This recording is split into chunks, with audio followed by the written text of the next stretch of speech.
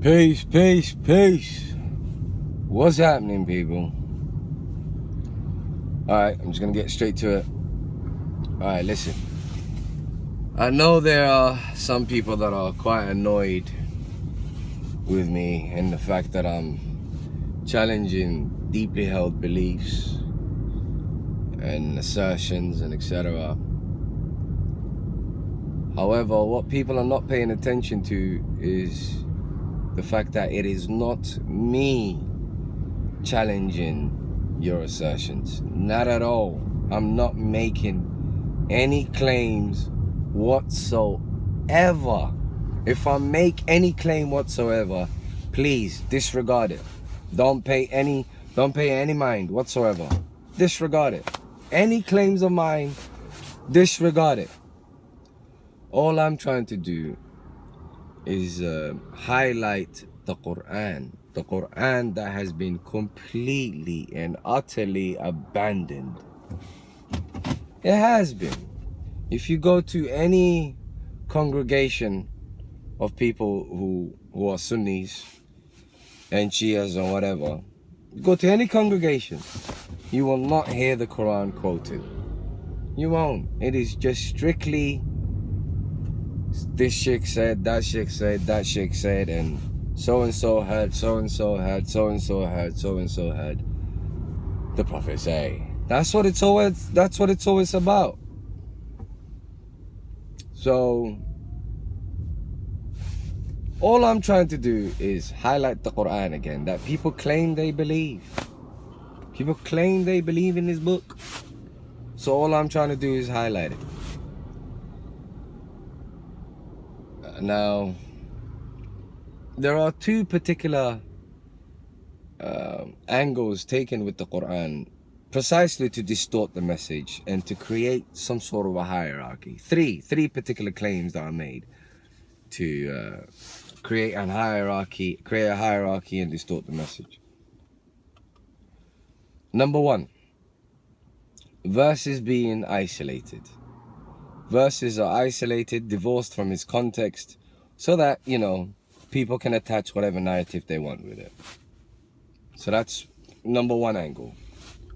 Number two, you will have a particular word in a context, and then you will have some people try and translate that word willy-nilly, literally however way they want, even though their translation does not go in line with the context, but they wish to appeal to some sort of authority and say, look, I'm an Arab, or I speak Arabic better than you, therefore you accept whatever I say.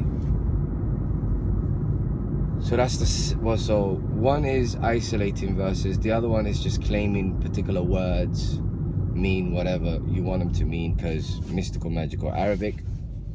The third angle is this idea that the Quran was preserved by this select elite group of men, and therefore because this Quran was preserved by this select group of men, you also have to accept whatever else that comes with the Quran that comes from them. Those three arguments are so absurd, it's just intolerable. It's intolerable. I can't tolerate it anymore. And I don't know why it hasn't been checked. It's shocking. I don't know why it has not been checked. But enough is enough. Because you're doing too many damages. One, you're creating this idea of ex-Muslims, which they're not. Those that call themselves ex-Muslims have actually never read the Quran. They don't actually know what the contents of the Quran is. What is there to become an ex of? What did you accept in the Quran from the beginning that you now reject?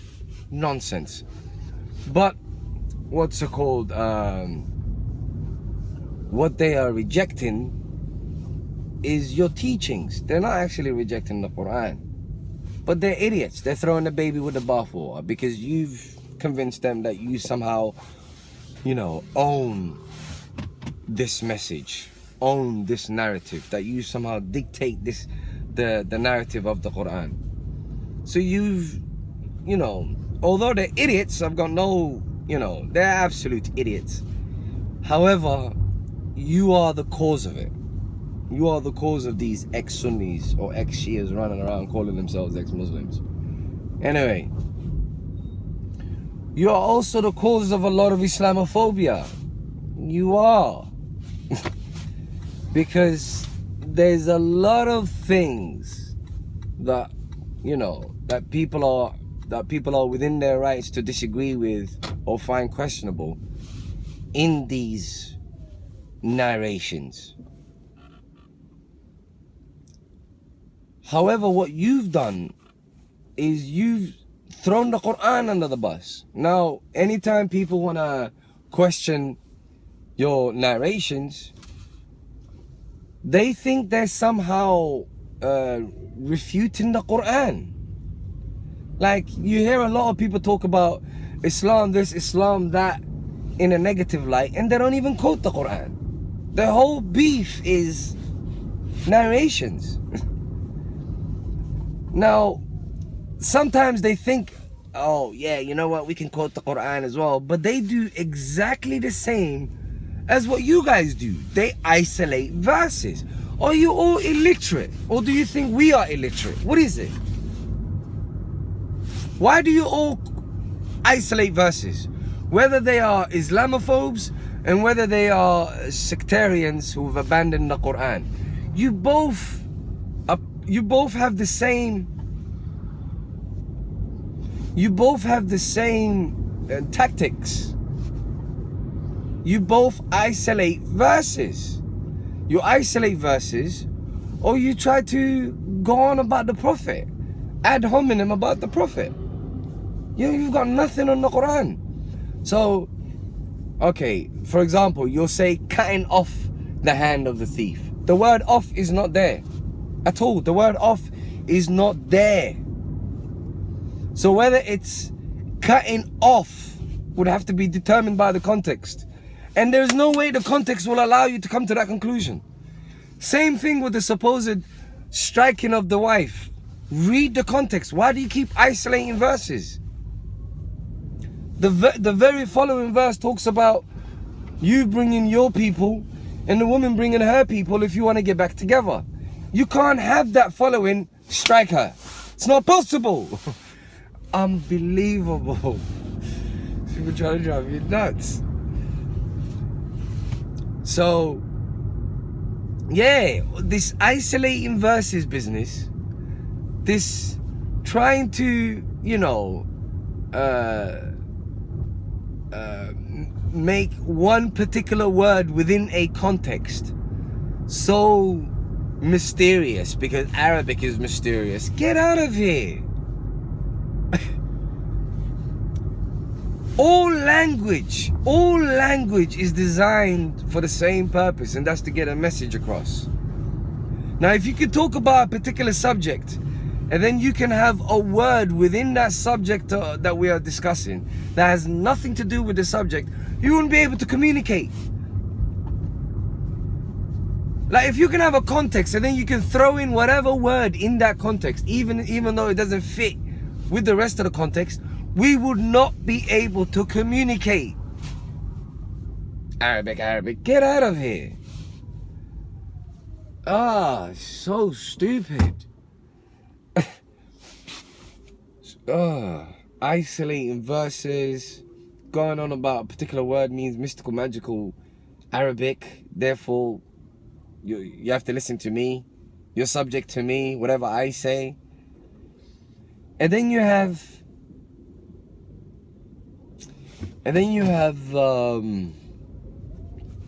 what was the third one? Yeah, the Quran was preserved by a select group of people, and whatever those select group of people claim,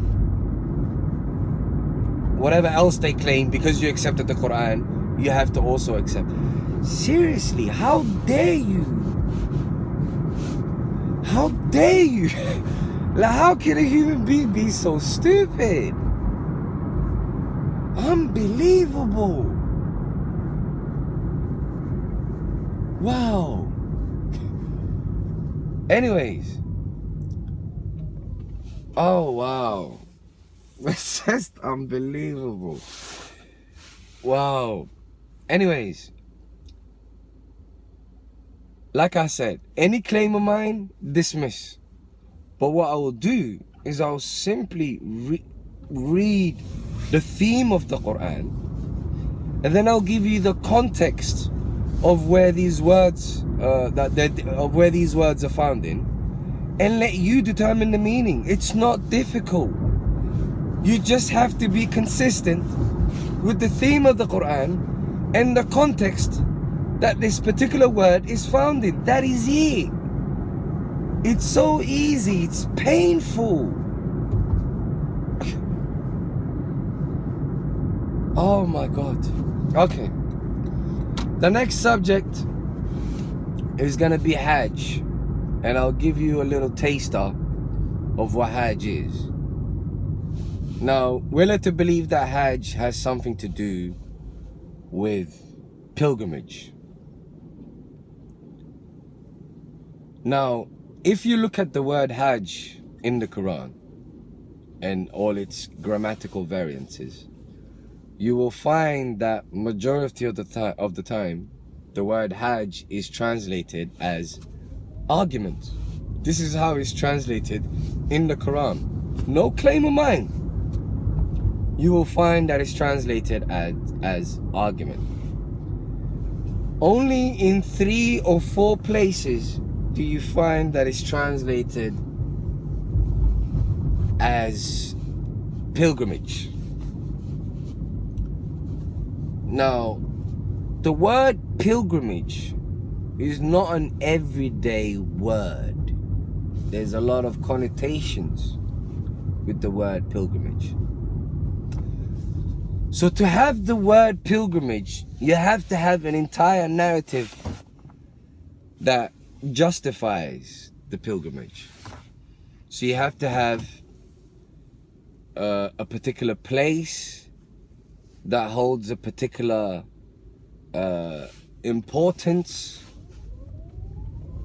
and then you have to also explain why that particular place holds a particular importance. You have to do all of that to get pilgrimage. You don't get to just throw it in. You really don't. So, for example, pilgrimage is used with Abraham, and it's also used with Prophet Muhammad. So, starting with the last prophet, Prophet Muhammad. Prophet Muhammad did Hajj and he did Umrah when he came back to where he was persecuted from. So, Masjid al-Haram is where he was persecuted from. So, the sanctioned place of submission. Masjid al-Haram is where he was persecuted from. So when he came back to Masjid al-Haram, he was to complete or fulfill or terminate the Hajj and the Umrah. So in order for him to complete, fulfill, terminate, etc., the Hajj, upon his return to Masjid al-Haram, the only way you could have that, you could have pilgrimage in that context, is if the messenger was persecuted for wanting to perform a pilgrimage in a particular place that had some significance. I repeat, the only way you could have pilgrimage there, and Umrah, which you call little pilgrimage or whatever, the only way you could have that there is if the Prophet was persecuted in the first place for trying to perform pilgrimage at a particular place that held some sort of significance, and that significance would have to be detailed and explained in the Quran. That's the only way you can have pilgrimage. If he wasn't persecuted because of a pilgrimage in the first place, and there is no indication or conversation of any kind about a particular venue that holds some sort of religious significance, if you don't have that backdrop, you can't have pilgrimage. And this is not religiously, this is linguistically. Because pilgrimage has an entire narrative. It's a narrative that creates a pilgrimage. No narrative, no pilgrimage.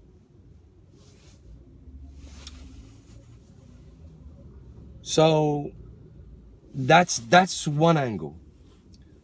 The other angle is what you can confirm from the Quran. What you can confirm from the Quran is that he was persecuted from Masjid al-Haram simply because he wanted to convey this message.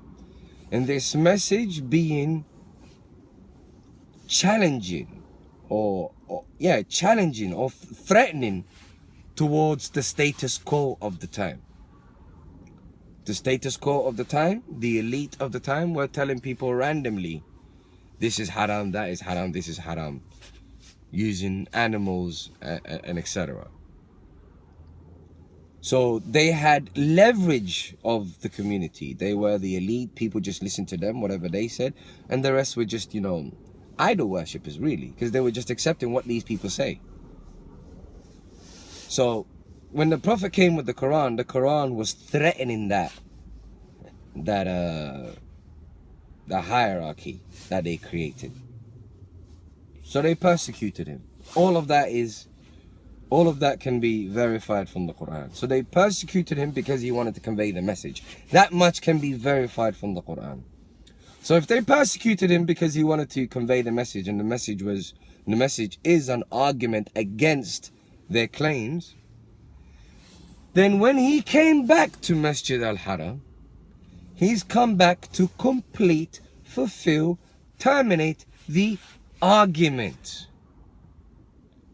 What he has is an argument. The Quran is an argument. It literally refutes everyone's BS. So when the Prophet came back, he can only have come back to complete the argument, the debate that he started. He started a debate. He started a debate. They persecuted him. He's now back to complete that debate. That's all. And Umrah means to promote or liven up, which is what he's doing. Those are things that can be verified, not only according to the theme of the Quran, according to the context of the Quran, and according to the definitions of these words. The Quran is consistent. You can't do this. You're embarrassed. The only reason people are not reading the Quran is because they don't want to actually test themselves to see whether the Quran is actually from God or not. That's the only reason people are not reading the Quran, and that's the only reason people are getting away with all of these shenanigans. But anyways, I'll go further into it on the next video. But the only thing that can be verified from the Quran is the messenger got persecuted from Masjid al-Haram. He's now gone back eventually to complete the argument and promote the message, which is all a messenger does. There is no pilgrimage anywhere to be found in the Quran. But I'll go further into it next time. But my point is, remember, my argument is theme, context. That's it. It's that simple. So your argument is not me. It's the Quran. Peace.